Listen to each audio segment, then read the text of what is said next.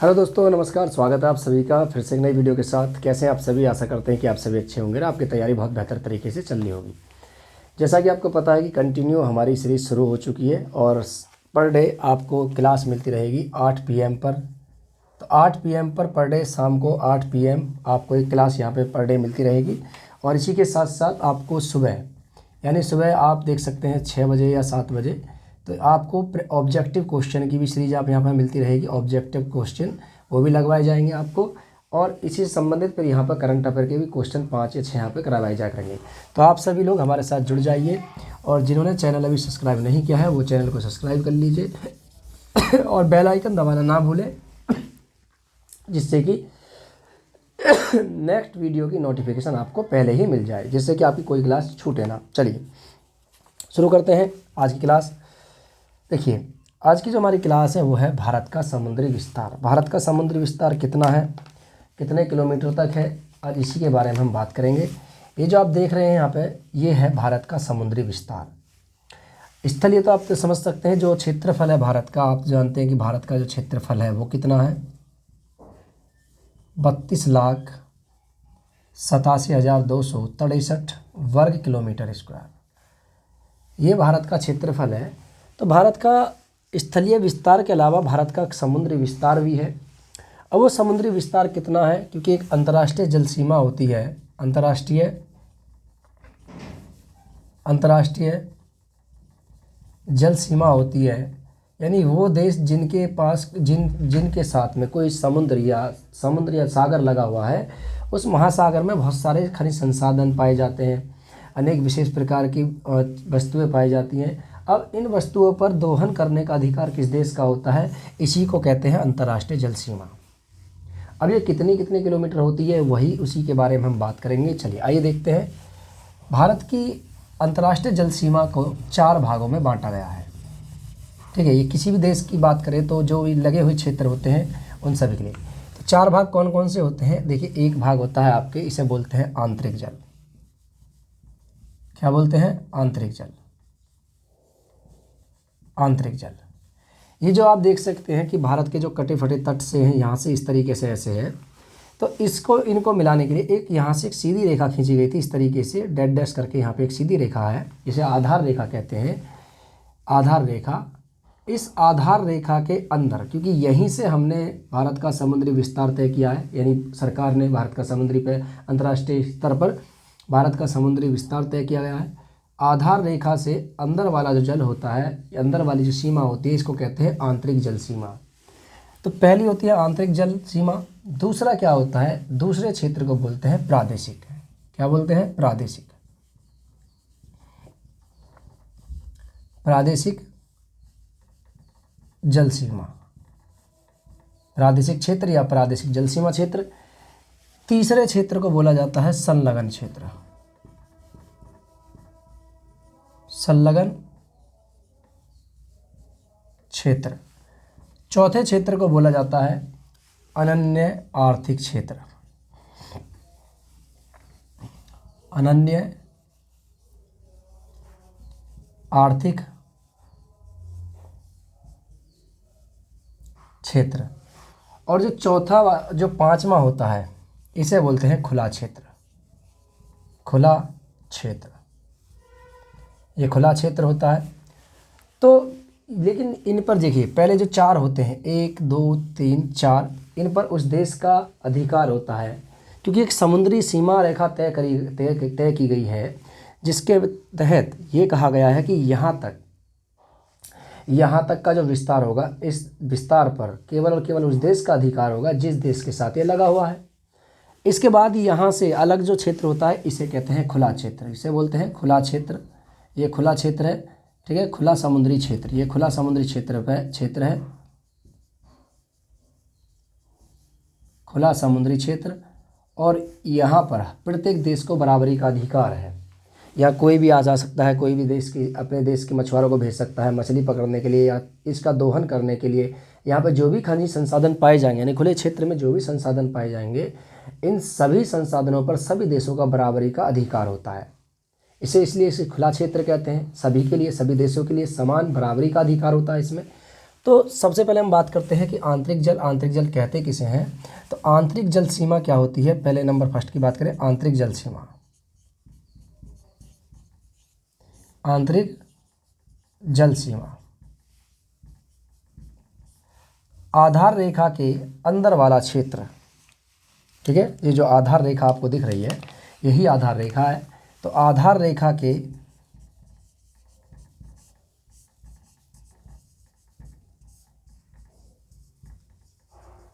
अंदर, ये वाला देख रहे हैं आप, अंदर वाला क्षेत्र जो तटीय सीमा से लगा हुआ है, ठीक है, तटीय सीमा से लगा हुआ है, इसी को ही आंतरिक जल सीमा कहते हैं। इस पर पूरी तरीके से अधिकार भारत सरकार का ही है, पूर्ण तरीके से भारत सरकार, और आसपास वाले क्षेत्र के लोग भी इसमें आराम से जा सकते हैं, मछली पकड़ सकते हैं, यहाँ से जा सकते हैं। जैसे कि कौन, भारत के तट वाले क्षेत्र से लगे हुए जो लोग हैं यहाँ पर, जिनका मुख्य व्यवसाय ही केवल मछली पकड़ना होता है, तो वो यहाँ पर आसानी से मछली पकड़ सकते हैं, जा सकते हैं, ठीक है, मछली पालन कर सकते हैं। यहाँ पर ये पूरी तरीके से अधिकार किसका है, यहाँ के लोगों का है, भारत सरकार का है, आसानी से आ जा सकते हैं, यहाँ पर दोहन कर सकते हैं। लेकिन यहाँ से आधार रेखा से आगे 12 समुद्री मील तक एक सीमा रेखा है, समुद्र का विस्तार है। इस विस्तार को कहा जाता है प्रादेशिक सीमा। इस पर सभी प्रकार के, यहाँ पर जो खनिज संसाधन पाए जाएंगे, उन खनिज संसाधनों का दोहन करने का जो अधिकार है वो केवल और केवल पूर्ण अधिकार भारत सरकार का होता है। यहाँ आम लोगों के लिए इतना नहीं होता है क्षेत्र, ध्यान रखना इसको। लेकिन इस आधार रेखा के आंतरिक वाला जो जल होता है, इस पर मछली पकड़ सकते हैं, आम नागरिक लोग जा सकते हैं, ठीक है। आप देखते भी होंगे जैसे गोवा वाला इस वाला साइड का बीच है, तो यहाँ पे लोग क्या कर सकते हैं, जाते हैं, टहलते हैं, घूमते फिरते हैं, बीच पे आराम से दिन व्यतीत करके आते हैं। लेकिन इस वाला क्षेत्र जो प्रादेशिक सीमा वाला क्षेत्र है, दोनों तरफ से ये प्रादेशिक सीमा वाला क्षेत्र है, इस पर क्या होता है देखिए। चलिए आइए जानते हैं प्रादेशिक सीमा क्षेत्र, ठीक है, प्रादेशिक सीमा क्षेत्र।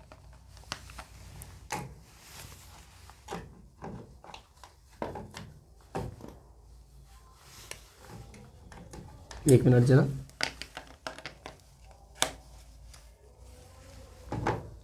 ठीक है। तो ये है आपके प्रादेशिक सीमा क्षेत्र। नंबर सेकंड की बात करें, प्रादेशिक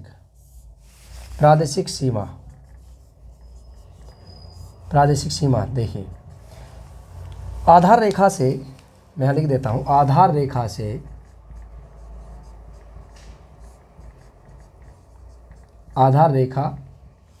से 12 समुद्री मील,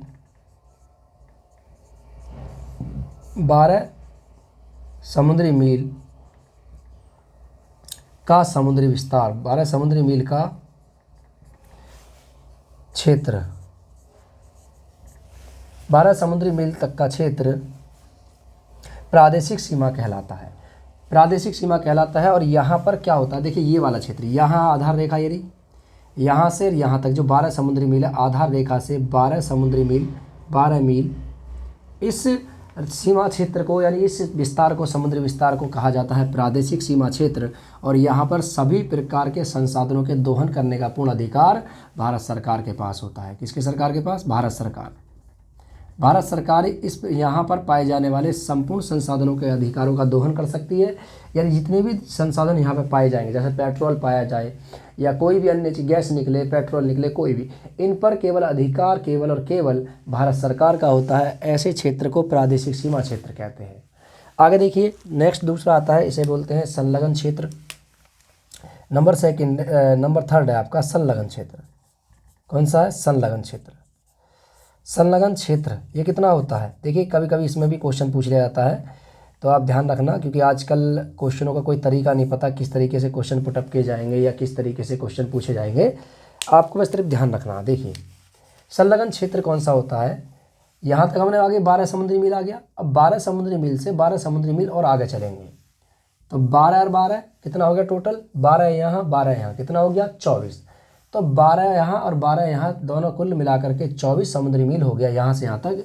तो 12 और 12 कुल मिला के 24 समुद्री मील। तो प्रादेशिक सीमा से, किससे,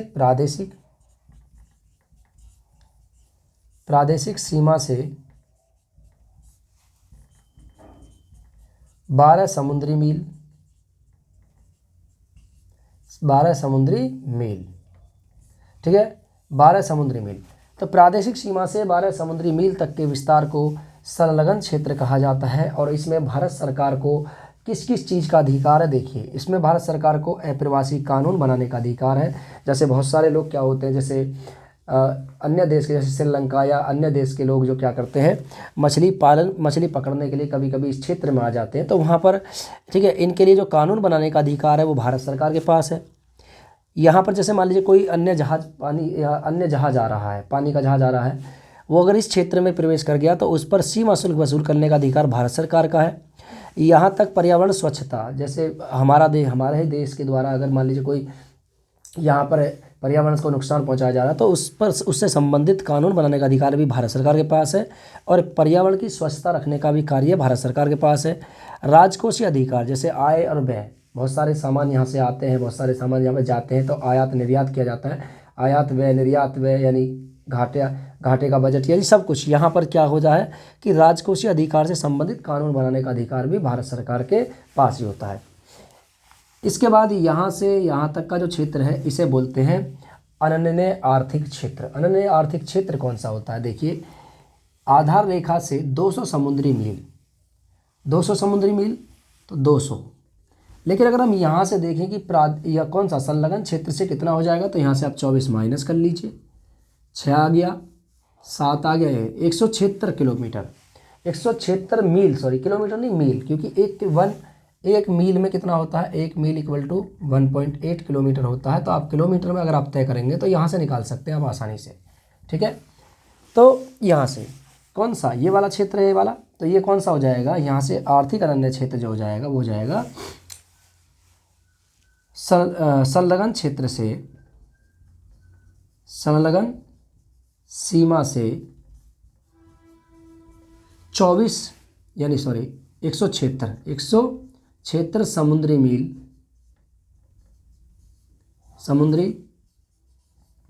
मील का विस्तार क्या कहलाता है, अनन्य आर्थिक क्षेत्र कहलाता है। 176 समुद्री मील, 176 समुद्री मील, ठीक है, 176 समुद्री मील का विस्तार, यानी कह सकते हैं कि आधार रेखा से, अगर आपको ये भी ना आए तो यहाँ से आ सकता है कि आधार रेखा से यहाँ से 200 समुद्री मील का जो क्षेत्र होता है इसी को बोलते हैं क्या आर्थिक अनन्य क्षेत्र। अब ये आर्थिक अनन्य क्षेत्र में भारत सरकार को किस किस का अधिकार होता है, देखिए संपूर्ण जल शक्ति का अधिकार भारत सरकार के पास है। इसी के साथ साथ सागरीय संसाधनों व जीवों का संरक्षण या सर्वेक्षण करना, ये भी अधिकार होता है भारत सरकार के पास। उसके बाद ये विदोहन मतलब होता है, जैसे मान लीजिए यहाँ पे कोई खनिज संसाधन प्राप्त हो गया, उसका दोहन करना और इसी के साथ साथ उसकी देखभाल करना, रख रखाव करना, इन सभी का अधिकार होता है भारत सरकार के पास। इसके साथ साथ जल संरक्षण व अनुसंधान की शक्ति का अधिकार इन्हीं के पास होता है, भारत सरकार के पास। और इसके अतिरिक्त यहाँ पे खनिज संपदा का विदोहन, अगर मान लीजिए कोई खनिज संपदा यहाँ पे पाई जाती है, खनिज समुद्र में भी पाए जाते हैं, ऐसा नहीं कि समुद्र में नहीं पाए जाते, समुद्र में जो भी खनिज पाए जाएंगे उन सभी का विदोहन करने का अधिकार, यानी उनका रखरखाव, उन पर नियंत्रण, इन सभी का अधिकार भारत सरकार के पास होता है।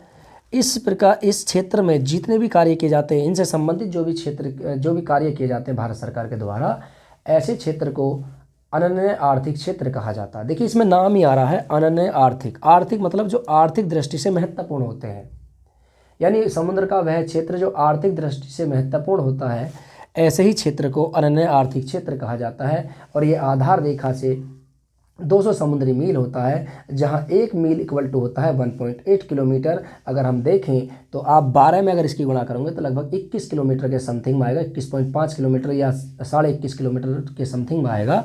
तो आप लगा सकते हैं कि आधार रेखा से 12 समुद्री मील प्रादेशिक सीमा, आधार रेखा से 24 समुद्री मील संलग्न क्षेत्र, आधार रेखा से 200 समुद्री मील अनन्य आर्थिक क्षेत्र कहलाता है। यहाँ पर अधिकार भी किस किस के होते हैं यहाँ मैंने लिख दिया है, आप इसको एक बार नोट कर लीजिए, ठीक है। चलिए इसके बाद यहाँ पे क्या होता है, ये जो होता है इसको बोलते हैं, ये देखिए इसे बोलते हैं खुला क्षेत्र। सभी देशों का बराबरी का अधिकार, सभी देशों का बराबर का अधिकार, यहाँ पर कोई भी देश ये नहीं कह सकता कि ये मेरा क्षेत्र है, ये मेरा क्षेत्र है। यहाँ पर कोई भी देश आकर के ये कह सकता है कि देखिए यहाँ पर जो भी चीज़ें पाई गई हैं उस पर हमारा भी अधिकार इतना ही है और आपका भी अधिकार इतना ही है। भारत ये नहीं कह सकता यहाँ पर जाकर के कि देखिए मेरा समुद्री मील आ रहा था यहाँ पे मेरे क्षेत्र में लगा हुआ है, ठीक है भाई, हम ही यहाँ के दोहन का इस्तेमाल करेंगे। नहीं, यहाँ पे ये है कि अगर कोई भी वस्तु यहाँ पे पाई जाती है या कोई भी खनिज संसाधन यहाँ पे पाया जाता है तो सभी देशों के, उसके आसपास के सभी देशों का बराबरी का अधिकार होता है इस क्षेत्र पर। इसीलिए इसे कहा जाता है खुला क्षेत्र, खुला समुद्री क्षेत्र। यानी 200 नॉटिकल मील से, आधार रेखा से 200 नॉटिकल मील के बाद का जो क्षेत्र होता है, ऐसे क्षेत्र को खुला क्षेत्र कहते हैं। इन क्षेत्रों पर सभी देशों का बराबरी का अधिकार होता है। जो भी खनिज संसाधन यहाँ पे पाए जाएंगे उन पर बराबरी का अधिकार सभी देशों का होता है, ठीक है। आप एक बार इसको नोट कर लीजिए, फिर उसके बाद चलते हैं सीमा रेखाओं के नाम को लेकर के कि भारत की सीमा रेखाओं के कौन कौन से नाम हैं।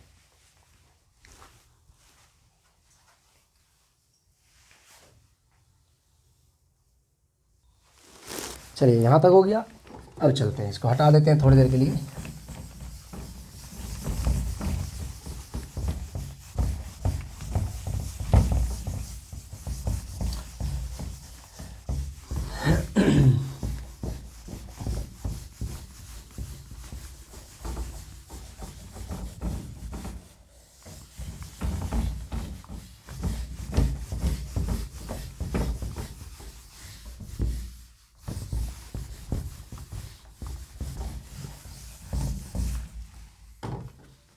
देखिए भारत की सीमा रेखाओं के नाम, ठीक है।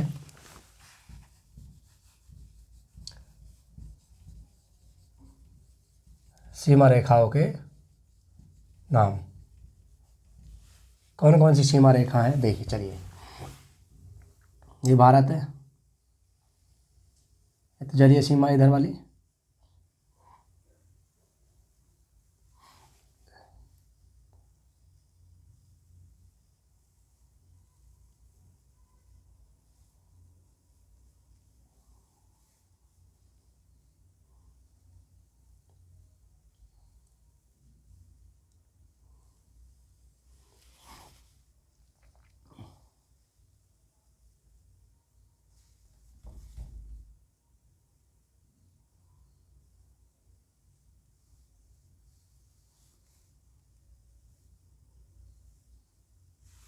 ठीक है, ये वाला।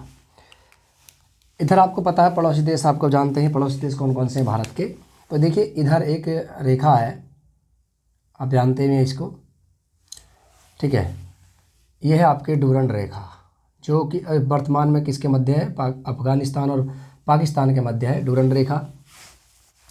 यहाँ से यहाँ तक जो इसका विस्तार है इसे बोलते हैं मैकमोहन रेखा। यह है मैकमोहन रेखा, ठीक है। ये जो विस्तार है इसको बोलते हैं शून्य रेखा।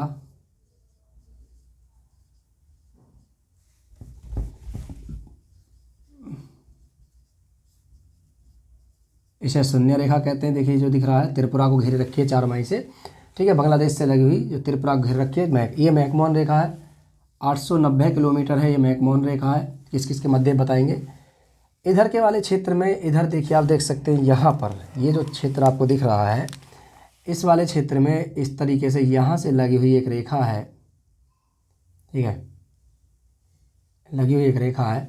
इसको बोलते हैं कौन सा, रेड क्लिक रेखा, रेड क्लिक रेखा। और देखिए ये रेखा भी कई भागों में बटी हुई है, ठीक है, केवल आप ध्यान रखो रेड क्लिक रेखा ही। तो चलिए तो भारत की जो सीमा रेखाएं हैं वो कई हैं। देखिए पहला, मैं इधर से चलता हूँ, इधर से ही, तो देखिए सबसे पहले इधर आइए, नंबर फर्स्ट ये यहाँ पे, इसको बोलते हैं डूरंड रेखा, ठीक है।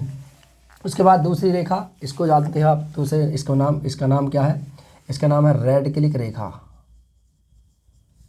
रेड क्लिक रेखा। तीसरा जो रेखा है आप जानते हैं, तीसरी रेखा, इसको बोलते हैं मैकमोहन रेखा, मैकमोहन रेखा, सर हेनरी मैकमोहन के द्वारा खींची गई थी। एक रेखा है, इसको बोलते हैं शून्य रेखा,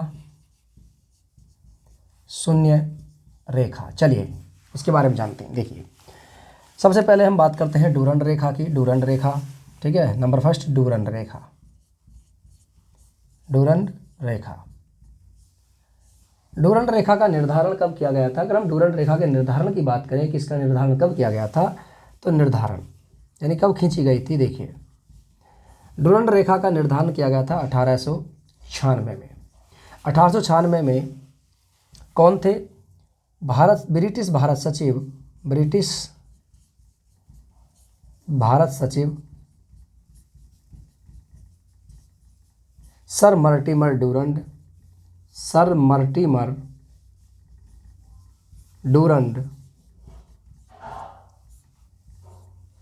व अफगानिस्तान के अमीर, ठीक है, अफगानिस्तान के अमीर मतलब वहाँ के शासक थे, उससे अमीर अब्दुर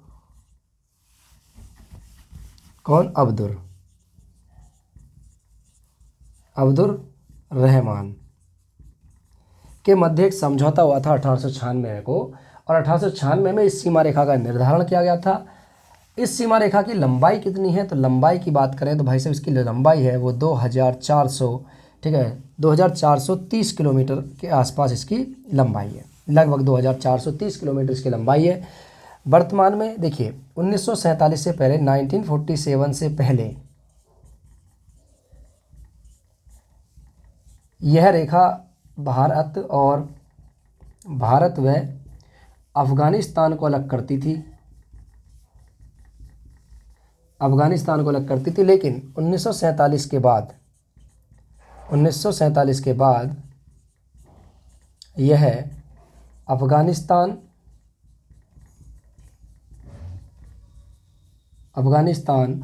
व पाकिस्तान के मध्य स्थित है, याद रखना इसको, ठीक है। ये पूछ ले कि डूरंड रेखा किसके बीच में है, डूरंड रेखा किन दो देशों के बीच में स्थित है? तो डूरंड रेखा 1896 में खींची गई थी।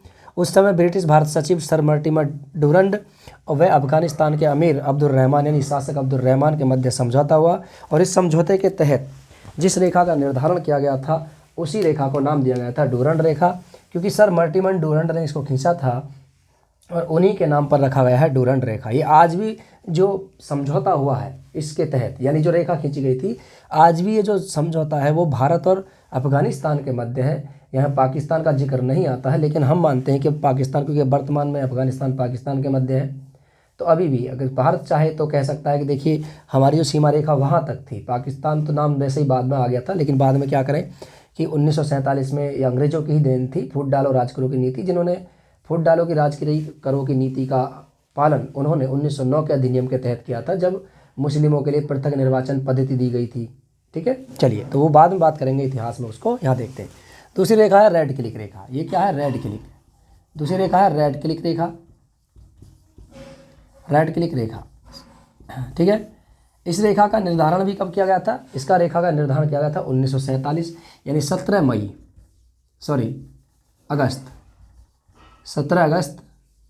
1947 को एक रेखा खींची गई थी, जिस रेखा को हम आज जानते हैं रेड क्लिक रेखा के नाम से। और रेड क्लिक थे उस समय भारत सचिव और पाकिस्तान की सरकार के मध्य, यानी भारत सरकार और पाकिस्तान की सरकार के मध्य एक समझौता हुआ था। इस समझौते के तहत एक सीमा रेखा का निर्धारण किया गया था, जिस सीमा रेखा को हम आज रेड क्लिक रेखा के नाम से जानते हैं। तो इस रेखा को खींचा गया था 1947 में, 17 अगस्त 1947, क्योंकि भारत और पाकिस्तान जो देश बने वो 15 अगस्त को बने, लेकिन इसके 2 दिन बाद ही इस सीमा रेखा का निर्धारण किया गया था, ठीक है। तो ये किसके मध्य है? मध्य की बात करें देशों के मध्य है, तो मध्य है आपके ये है एक भारत और दूसरा पाकिस्तान। भारत व पाकिस्तान के मध्य ये सीमा रेखा है, इसे ही हम कहते हैं रेड क्लिक रेखा। तीसरी रेखा आती है, इसे बोलते हैं मैकमोहन रेखा। कौन सी आती है तीसरी रेखा? मैकमोहन रेखा। देखिए इस रेखा का निर्धारण किस समझौते के तहत हुआ था? देखिए एक समझौता हुआ था, शिमला समझौता। कौन सा हुआ था? शिमला समझौता। एक शिमला समझौता हुआ था 1914 में, और 1914 में इस रेखा का निर्धारण किया गया था, जिस समय इस रेखा का निर्धारण किया गया था उस समय ना तो भारत आज़ाद था और ना ही चीन आज़ाद था, क्योंकि चीन को आज़ादी 1948 में मिली है, कहीं कहीं 1949 भी आता है। चीन 1948 में आज़ाद हुआ, जबकि भारत 1947 में, 1 साल बाद चीन आज़ाद हुआ और 1 साल पहले हम आज़ाद हुए थे। तो क्या है कि वर्तमान में चीन इस रेखा को मानने से मना कर देता है, कहता है कि जब ये रेखा का निर्धारण किया गया था तो उस समय तिब्बत स्वतंत्र निकाय नहीं था, यानी स्वतंत्र राष्ट्र नहीं था। तिब्बत में कोई सरकार नहीं थी, तिब्बत में ही ब्रिटिश ही थे, तो ब्रिटिशों ने जैसा चाहे ऐसा कर लिया। इस रेखा को हम नहीं मानते हैं। और आपको पता होगा कि 1962 में एक युद्ध हुआ था भारत और चीन के मध्य, और ऐसा मानते हैं कि भारत और चीन के मध्य जो 1962 में युद्ध हुआ था, उस युद्ध का मेन कारण ये मैकमोहन रेखा ही बनी थी। ठीक है, चलिए, तो 1914 में इस रेखा का निर्धारण 1914 में, ठीक है, शिमला समझौते के तहत इस रेखा का निर्धारण किया गया था। किसके मध्य? ब्रिटिश भारत सरकार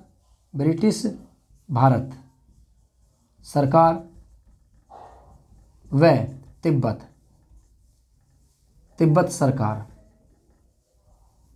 तिब्बत सरकार के मध्य समझौता हुआ, और इस समझौते के तहत 890 किलोमीटर लंबी एक रेखा का निर्धारण किया गया था। इस रेखा को नाम दिया गया था मैकमोहन रेखा। सर हेनरी मैकमोहन के द्वारा खींची गई थी। ये से भारत सचिव थे, उन्हीं के द्वारा खींची गई थी।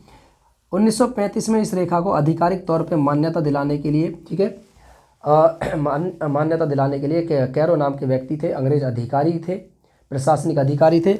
उन्होंने इसको जोर दिया कि इस रेखा को आधिकारिक तौर पे मान्यता दी जाए। लेकिन हुआ क्या, 1937 में इस रेखा को आधिकारिक तौर पे मानचित्र पर दर्शाया गया। ठीक है, इन्हीं के प्रयासों के द्वारा, ठीक है, 1937 में मैकमोहन रेखा को मानचित्र पर आधिकारिक तौर से दर्शाया गया। आधिकारिक तौर पर दर्शाया गया। अब एक आती है शून्य रेखा। शून्य रेखा का निर्धारण कब हुआ था? देखिए, शून्य रेखा का निर्धारण देखा जाए तो 1971 में हुआ था, जब, क्योंकि अब वर्तमान में किसके मध्य है? भारत और बांग्लादेश के मध्य है। तो बांग्लादेश व, ठीक है, भारत का एक राज्य है जिसका नाम है त्रिपुरा, जो बांग्लादेश से 3 ओर से घिरा हुआ है, त्रिपुरा। तो बांग्लादेश और त्रिपुरा के मध्य एक सीमा रेखा है, जिस सीमा रेखा को आज हम शून्य सीमा रेखा के नाम से जानते हैं। और ये जो रेड क्लिक रेखा है ना, ये वाली रेड क्लिक रेखा, ये इधर भी निर्धारण करती है। अगर आपसे पूछा जाए कि भारत और बांग्लादेश के मध्य सीमा रेखा कौन सी है, तो वो रेड क्लिक रेखा ही है, क्योंकि इस रेखा का निर्धारण भी 1947 में ही किया गया था। क्योंकि इसको बोलते थे पूर्वी पाकिस्तान, जिसे आज हम बांग्लादेश के नाम से जानते हैं, पूर्वी पाकिस्तान कहते थे, पाकिस्तान। इसको बोलते थे पश्चिमी पाकिस्तान,